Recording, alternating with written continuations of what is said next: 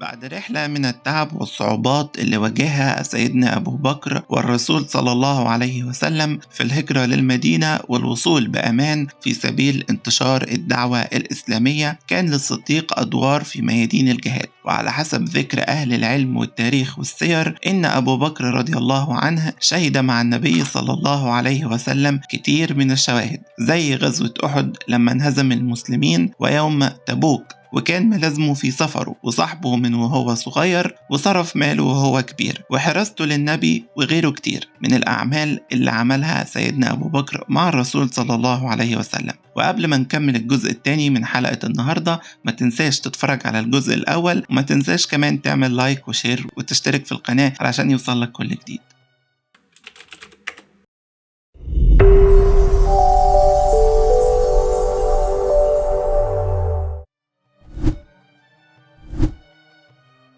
أول الغزوات اللي كانت في الإسلام هي غزوة بدر الكبرى، وكانت في العام الثاني من الهجرة، وكان للصديق دور كبير في الاستطلاع مع النبي صلى الله عليه وسلم واستكشاف أحوال جيش المشركين وإنه يعرف أخبارهم. والمعركة دي كانت بقيادة الرسول صلى الله عليه وسلم ضد قريش، وكانت المعركة بين مكة والمدينة، وسبب المعركة هو خروج الرسول صلى الله عليه وسلم ومعاه جماعة من المهاجرين علشان يعطلوا قافلة رايحة للشام. ولما وصلوا كان الجمال اتحركت، فبعت الرسول صلى الله عليه وسلم لطلحة ابن عبيد الله وسعيد ابن زيد للشمال علشان يمشوا ورا القبيلة دي ويعرفوا أخبارها ويقولوا للمسلمين على وقت رجوع القافلة. ولما قرب رجوع القافلة وقبل ما المسلمين يستولوا عليها، عرفت قريش وغيرت الطريق، وده كان سبب الغزوة واللي انتصر فيها المسلمين على المشركين. ويقال إن في الغزوة دي كان موجود فيها ابن أبي بكر عبد الرحمن، وكان معروف إنه من أمهر الرماة في جيش قريش قبل ما يسلم. وكان بيحكي لسيدنا أبو بكر بعد إسلامه إنه لما شافه في الغزوة مرضيش يقتله.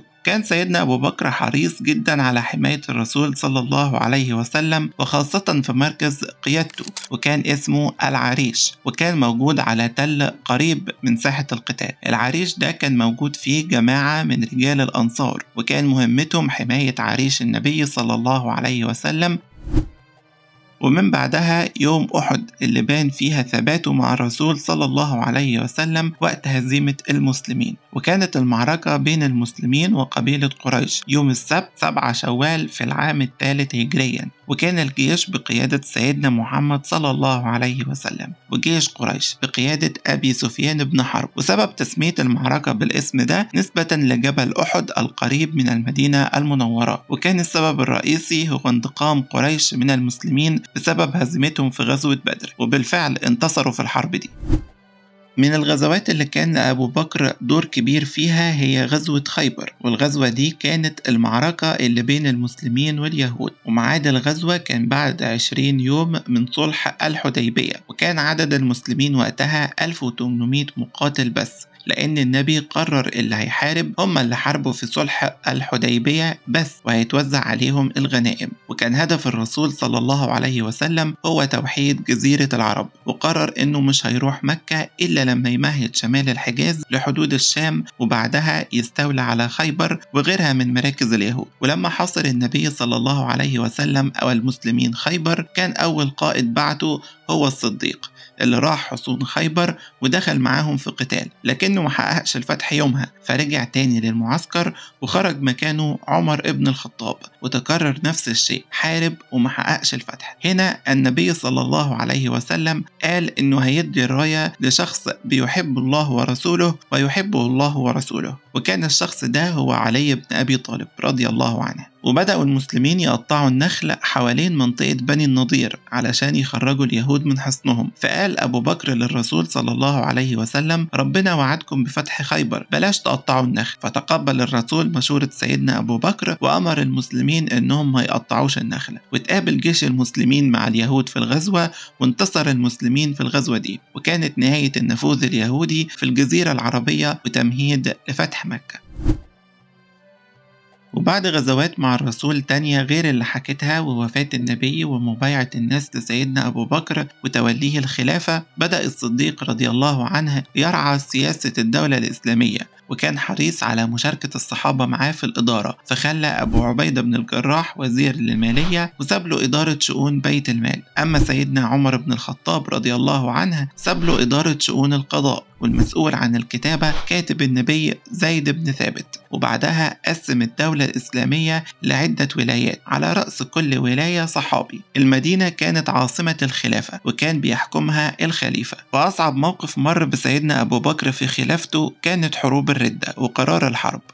بعد وفاة الرسول صلى الله عليه وسلم ارتدت بعض القبائل وسابت الإسلام، وغلبهم الحنين للجاهلية وظهور الطمع في الحكم وادعاء النبوة، وفي ناس كانت عاوزة تتخفف من تكليفات الدين خصوصا الزكاة. ومن هنا بدأت القبائل تعادي سيدنا أبو بكر، وهم فاكرين إن تواضعه ولين قلبه إنهم كده هيتغلبوا عليه بسهولة، لكن ما يعرفوش إن سيدنا أبو بكر رضي الله عنه وقت الشدائد بيظهر طبعه الحازم، وصمم على محاربة المرتدين، وكان مصر إن دفع الزكاة يكون مستمر، وإنها سبب في توحيد القبائل، وإن القبائل دي ما قامتش كده عليه من فراغ، وأكيد وراهم حد هو السبب في الأمة دي. وكان شاكك في الفرس اللي من البداية كانت بتتابع بخوف نمو الدولة الإسلامية جنب حدودها. وبالفعل سيدنا أبو بكر اللي توقعه لقاه إن السبب وراء ارتداد القبائل عن الإسلام هو تشجيع إمبراطورية الفرس للقبائل إنها ترفع راية التحدي ضد المدينة، يعني كده منطقة الخليج العربي رفض الحكم الإسلامي. وطبعا قدام تهديد زي ده، وكان قرار سيدنا أبو بكر سليم جدا